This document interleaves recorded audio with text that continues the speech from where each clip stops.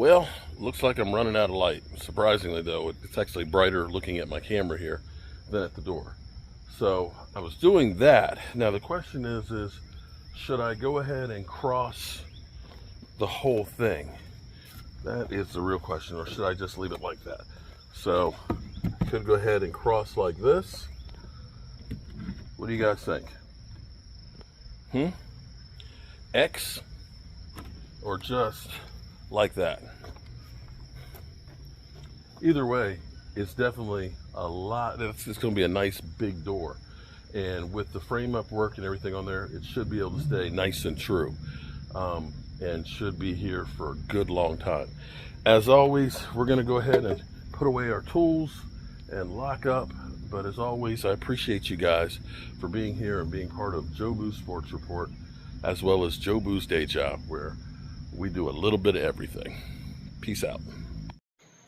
Well, hello, good people. Mark Holmes here at the Red Brick House, working on our Red Brick House storage building. And it's a new day, and it's been actually a long day because we needed to order some windows for a rental property and things. And the same place we ordered the windows is where we get the siding from. And so the last time I got the siding, it was a 3-week order for it. That was 3 years ago. And figuring how supply chains have been kind of slow in recent years, I figured it was going to be another 3 weeks. We went to what used to be the roof center, then became Beacon Roofing, which is now QXO Roofing Supply. And they've changed over the system. They recently were bought out.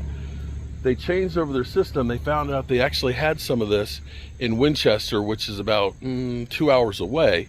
And we were trying to get it transferred, but they're having a problem with the system, so they couldn't get it transferred. So we actually drove up and picked it up. So I have since gotten extra siding. So actually I have a few extra pieces for the future if I need some, but I got enough siding to go ahead and finish this. And also, I went ahead and I put the hinges on the door. Last night I actually set it in place and put a couple of blocks in here to hold it, just because I wanted to see what it looked like. And I've just gotten the last piece of siding here that goes over top of it, but I still need to wait because I needed to paint some more boards.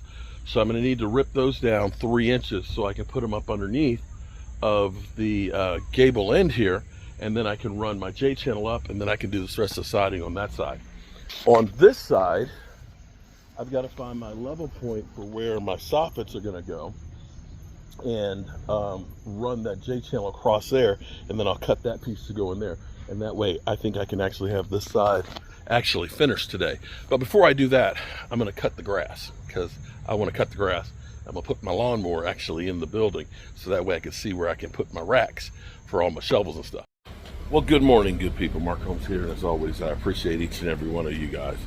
I want to actually explain something to you guys about lumber today versus lumber that we used to get. There's a reason why when you buy lumber 2x4s today, it just looks like it's crap. The difference is the lumber you used to get, and mostly like antique hard pine, were slow growth trees, and they were actually really, really big trees that they ended up cutting, and it was more stable. Now, because of profits, one, we have actually digital electronic computer systems that actually go through and grade the wood.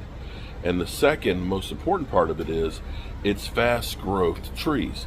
And here's the thing, I want you to look at this. As you look at these pieces of 4x4s, you notice how you got the bullseye right here, and you see the size of the growth rings? It's not very old, but that's the exact center of the wood. See this one? That would have been the center right there. Center, center. Almost all of them are at the center or pretty close to the center. Every single one. The reason being is because they actually use smaller logs for their machining and their milling. For cutting 2x4s and things like that, they're using logs that are only like 8-10 inches across in diameter, as opposed to the bigger ones. Here's where the kicker is kind of crazy. When they start cutting trees and the trees are bigger than about 10 inches, they actually send them to the wood pulp places because it's too big for the machining equipment. So instead of you getting, a big 20, 40-inch board, log, that's going to cut out and make lots and lots of wood, you're basically getting a 10-inch board that might get 3 or 4 4x4s. And the problem with that is because they are so small, because they've been in the forest and twisting and things like that, they don't have a lot of growth rings in them to make them more stable.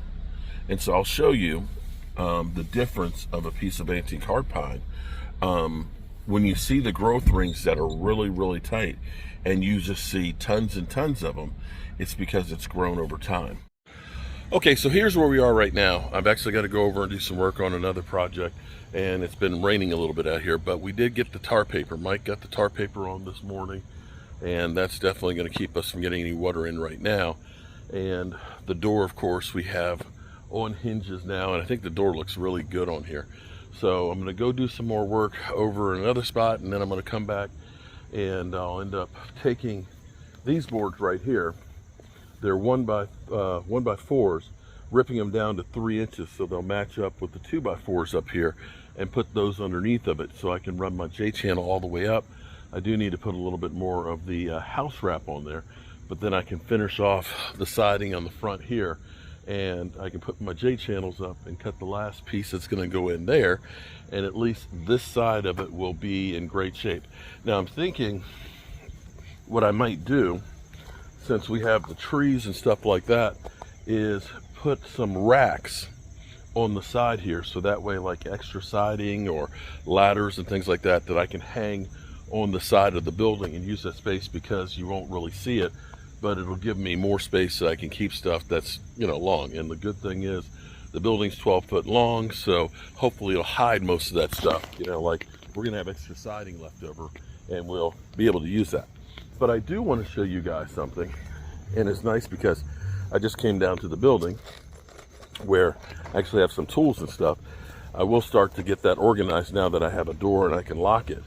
But I did want to show you guys something, because this morning, being at Home Depot, letting you know why your lumber sucks. Now these are some old 2x4s.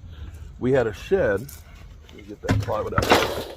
We had a shed that we took down. Now I want you to look at, hopefully you can see this.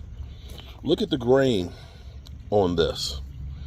Remember when we were looking at Home Depot, the 4x4s and the 2x4s, you all saw the center of the tree, the heart of it? Look at that. Those growth rings are each a year of growth. An antique hard pine basically takes about 30 years to grow an inch. So you're looking at years and years and years of stability, and that's why the lumber with such a tight grain is so much stronger. And antique hard pine has a lot of oil and resin in it, so it doesn't rot out easy, as opposed to the lumber that we get now. Sorry, that lumber is crap. Just is. But anyway, we're gonna go over here, get some other work done, and hopefully this afternoon, the weather's kind of cool and cloudy. Hopefully this afternoon we'll be able to get a little bit more done and try and begin to make this thing look nice. I do have shingles left over from another project I'm going to bring over to put on the roof, which will definitely make it look better. All right, we're going to go get to work.